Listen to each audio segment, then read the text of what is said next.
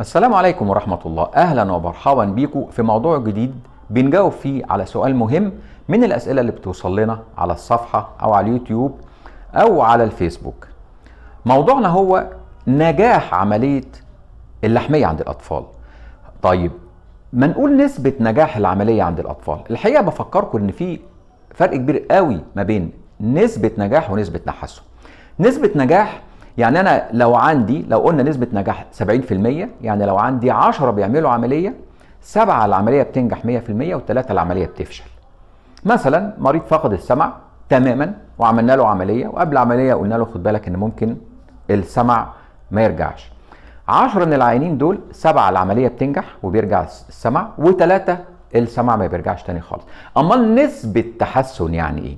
نسبة تحسن يعني العيان لو جاي لي تعبان جدا، مثلا مريض شخير وعنده 70 سنة وضغط عالي وعنده مشاكل في القلب وعنده خنقة وما بينامش طول الليل قاعد، وقبل العملية قلت له انت خد بالك العملية بتاعتك من العمليات الصعبة، وعشان هيبقى في نسبة تحسن يعني بعد العملية هتتحسن 70%، الخنقة هتروح، الشخير هيقل، هتعرف تنام.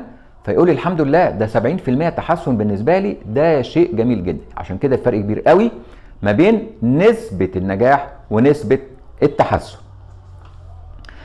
نرجع لموضوعنا، هو لحمية الأطفال. كلمة لحمية يعني إيه؟ كلمة لحمية يعني حتة لحمية موجودة في المنطقة اللي خلف الأنف، بتظهر عادة عند 9 أشهر وبتبتدي تزيد بأعراضها، سواء كان قلة تنفس، شخير بالليل، الولد مش قادر يتنفس، مش عارف ياخد نفسه، وبتعمل مشاكل على الطبلة وبتعمل مية ورا الطبلة. عادة بتحصل تضخم اللحمية مع تضخم اللوز، ويفضل ان احنا نشيل الاتنين مع بعض. خدوا بالكم، لحمية الأطفال غير لحميات والزوائد اللحمية بتاعة الكبار. نرجع لموضوعنا. نسبة التحسن لطفل صغير اتعمل له العملية لما يتشخص صح وتتشال اللحمية صح، نسبة التحسن تبقى 100%. يعني ايه؟ يعني الطفل بيرجع لحالته الطبيعية، نفس كويس، بينام، مفيش شخير، نوم هادئ، مفيش طلوع ونزول في صدره، خنقة مفيش، الطفل بيبقى نايم هادي. طيب، هو السؤال هل في نسبة نجاح؟ يعني ممكن نعمل عملية والطفل ما يتحسنش كويس؟ الحقيقة دي ممكن تحصل. ان اللحميات في الأطفال الصغيرين عند سنة لما بنعملها اللحمية بترجع مرة تاني، فبيبقى نسبة نجاح العملية ان هي ترد مرة تاني ممكن. عشان كده كتير قوي من الأمهات لما بتجيلي وطفلها عنده سنة بقول لها خدي بالك ان الولد ده بنشيله اللحمية وبترد مرة تاني بعد سنة أو سنة ونص أو 6 أشهر. طبعا هتسألوني وتقولوا لي طب احنا بنعملها ايه؟ ليه لما اللحمية بترد مرة تاني في السن الصغير؟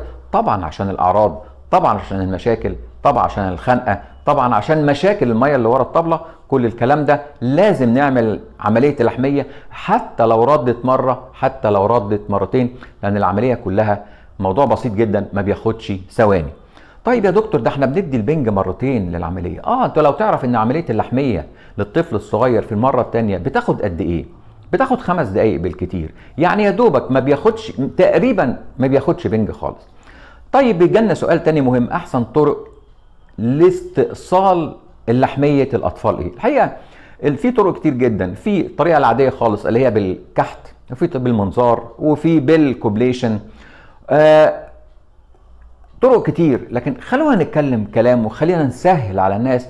انا الحقيقة ما بحبش يعني السفسطة الزيادة، ما بحبش الحسواكة الزيادة. انا بقول لحمية الأطفال لما تتعمل بأي طريقة طالما اتعملت مظبوط واتشالت كلها وبأيدي ماهرة وفي مكان كويس، اعتقد ان النتيجة بتبقى 100%.